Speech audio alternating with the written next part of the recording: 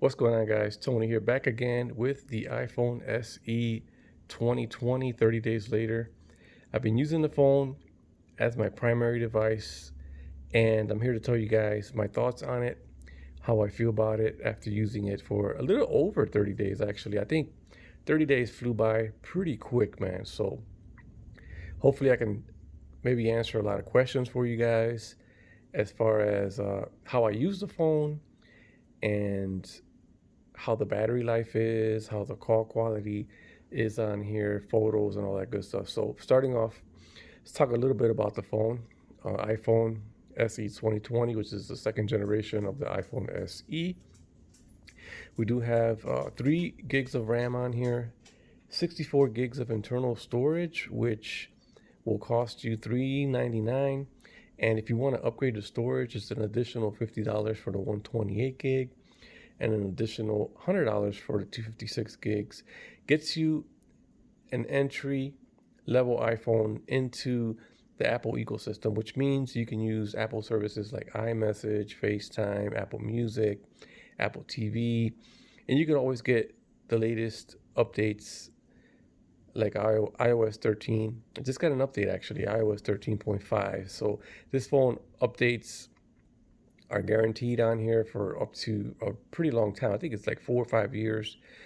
So as far as that, the size of the phone, it's a small, looks just like the iPhone 8, but just with a newer processor, which is the A13 Bionic, which is on Apple's latest flagship phones like the Pro, the iPhone 11 Pro and the 11 Pro Max, and also the iPhone 11. They all have the same chip, which is the A13 Bionic. And Apple put the A13 into this design right here, which is the iPhone 8. So it looks like the iPhone 8, but performs like the iPhone Pro, iPhone 11. So yeah, you get a pretty fast processor, which helps out with the images when it comes to photography. I noticed that the images on here when taking photos, real nice, man. You get really good quality camera on here. It's a 12 megapixel, and then on the front, it's 8 megapixel or 7. I can't really remember. You still have that. Let me see what these messages are. You still have that older iPhone 8 look, which is kind of outdated when it comes to the big forehead and the big chin on here. And then you also got the Touch ID, which Touch ID I don't mind too much. I actually enjoy Touch ID. I'm just not a huge fan of the forehead and the chin. I think this just Apple could have did something better when it comes to that, in my opinion. But the size of the phone in general, the performance of the phone, the call quality, the music with the bottom speaker, and then you got an earpiece that also doubles as a speaker. So you got dual speakers on here. And just the overall performance is legit on here. I could tell you that you're not going to find any lag or anything like that, even when gaming. Although when you do game, you will take a battery hit, man. I'm saying gaming performs like a beast, but that battery, though, that 1821, I just wish Apple would have came with a bigger battery, and I would have been okay with it, even with the older design, as long as the battery was more capable. Because for me, the battery life will last most of the day. I mean, I'll unplug at 5:30, go to bed at 9, and the phone is still going. Most of the time, sometimes there is days where I have to plug in earlier, but yeah, like that's where I wish that Apple would have incorporated a bigger battery, because even though the phone may last me most of the day, there's just a little bit of battery anxiety in there, and just knowing that I had a bigger battery that I wouldn't have to worry about the battery life would be a benefit for me. So yeah, definitely I wish it would have had a bigger battery. Um, I think with the bigger battery, it would definitely been a phone that I could definitely recommend. I could still recommend it to everybody, but just that person that games a lot on it, I mean, you're not going to be really happy with it, with the battery life. Although you could always plug in, battery life will definitely take a hit when it comes to games, like intense games like PUBG and Fortnite and stuff like that. Definitely will drain the battery a little bit faster, but you can game on it an occasional couple hours and you'll be fine. But let me see. iMessage. So iMessage, I use that like on a daily. Like iMessage, There's even games you can play on iMessage. I would show you, but I got like contacts on there I don't want to show. But you can send money through iMessage, receive money through iMessage. You can play games on iMessage, and also on FaceTime, which is a video chat. You can have like a group chat of up to 30 people. So you can chat with 30 people at the same time on video conference. That's crazy. I have never gotten that many people on here. I think the most I had is about 6, but it definitely works and it's pretty clear. So that's like my favorite video chat or video calling app, and the messaging app iMessage is like #1 for me.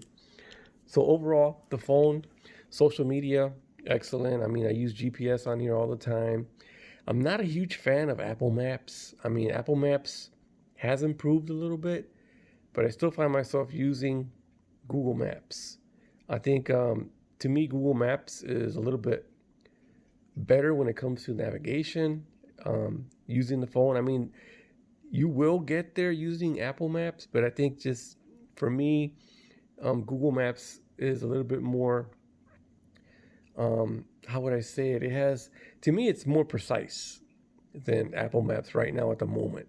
It could change, but at the moment right now, I think Google Maps is the one.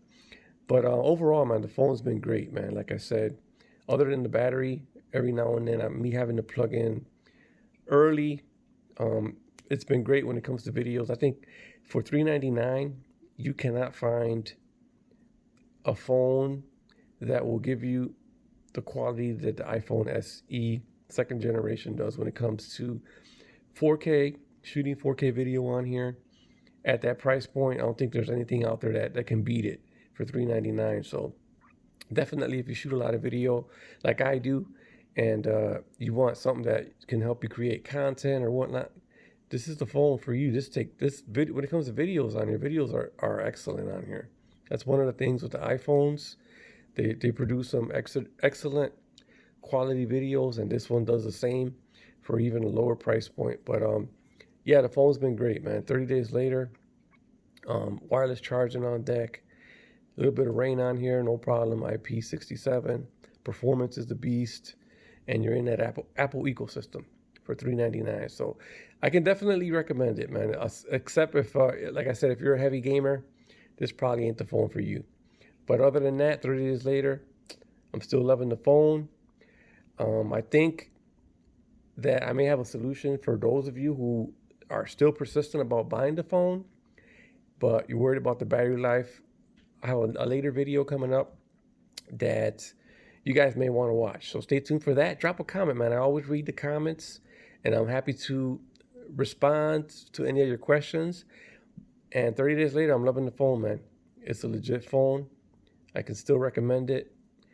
Awesome photos, awesome videos, awesome updates, and just an overall awesome experience with the iPhone SE 2020. With that being said, hope you guys enjoyed the video. I'm out. Peace.